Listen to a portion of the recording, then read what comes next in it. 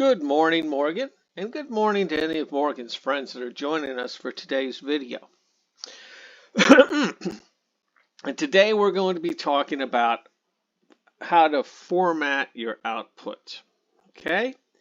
And this involves 4 different libraries that you can go to. Okay? So we're just going to skim over this stuff. But if you want to really know the ins and outs, you're going to have to go in and look in the library, look at all its methods. You're going to have to go through all the documentation to figure out how how powerful these things are. Because, like I said, we're just touching the surface with these things. We're just introducing you to their existence. Okay, like for instance, the import. We're going to do the print lab. We're going to import the pprint. We're going to import the text wrap. And then we're going to import the locale. Okay? And with that, let's go ahead and get some reading done. And then we'll go ahead and run these examples and take a look at them. And with that, let's begin. This second tour covers more advanced modules that support professional programming needs. These modules rarely occur in small scripts. Output formatting. The replib module provides a version of repr, customized for abbreviated displays of large or deeply nested containers. All right, yeah, so we take all that supercab and all you get is that. Okay, all right, whatever. How useful that is, I don't know. Let's go on to the second one. The print module offers more sophisticated control over printing both built-in and user-defined objects in a way that is readable by the interpreter. When the result is longer than one line, the pretty printer adds line breaks and indentation to more clearly reveal data structure. All right, okay. So that's what that one does.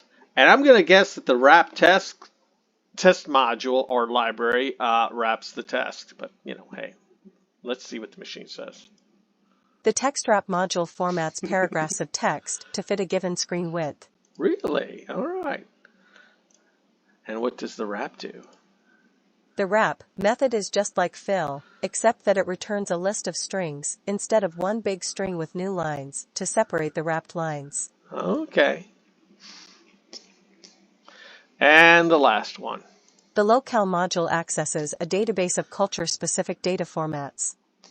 The grouping attribute of locale's format function provides a direct way of formatting numbers with group separators. Okay, that's a lot. Sorry, but that's how it's been designed. With that, we're going to go and go over to the code and run the code and look at the output. And like I said, if we went too fast, because I think we might have, you might want to come back here after you look at the examples, okay, and reread this again. With that, let's go over and take a look at. And here we are in the code. There's 4 different examples because we've got 4 different libraries, or what do they call it? Sometimes methods. I don't know what they're talking about. Anyway, the bottom line is that there's one example for each one. I've taken the examples right out of the manual, and I've plugged them in, added a few of print statements of my own. And with that, let's just go through this. There's the example 1. Example 2. Example 3. And that last example. Okay? Now let's go ahead and take a look at the output. And here we are in the output.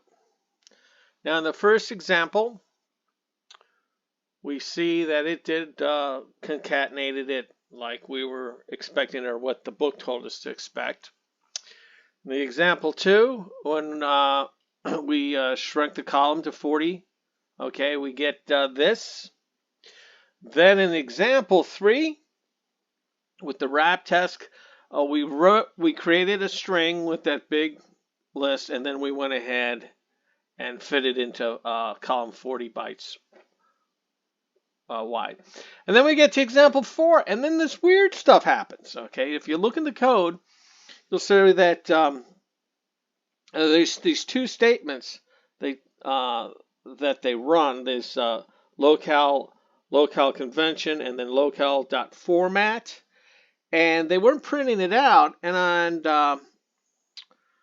so I wanted to see what the actual value was inside of those statements. What were they creating? Okay, because all this they uses to come up with these format and the string. That's what that ended up outputting. But I wanted to see what was on the inside of the stuff that it was using, just to give you an idea, right? So on the local convention, this is what actually is created. That's the information that's using. And then with the format, here's the output from the format.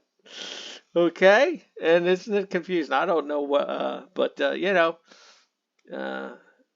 that's what it used to come up with the format this and the string this. Now, if you remember, that's a number that we created an integer with a value. Here we printed it as a using the format, and here we did it as a string, and we gave it like cool stuff like dollar signs and stuff like that. All right, with that, the video is over. Remember, we're doing this at a high level. We're cruising by at 35,000 feet. You don't need to understand these things intimately, but you will when you run across them in your coding. That's when you go in and you dig into the code and you figure out exactly how they work. Okay, but this is an introduction to Python, so that's why we're kind of skipping it over. We're going to get into a little deeper in some of these more useful libraries in the future. And with that, we're going to end today's video. You guys go out and play. Try not to get in too much trouble, and we'll see you in the next video.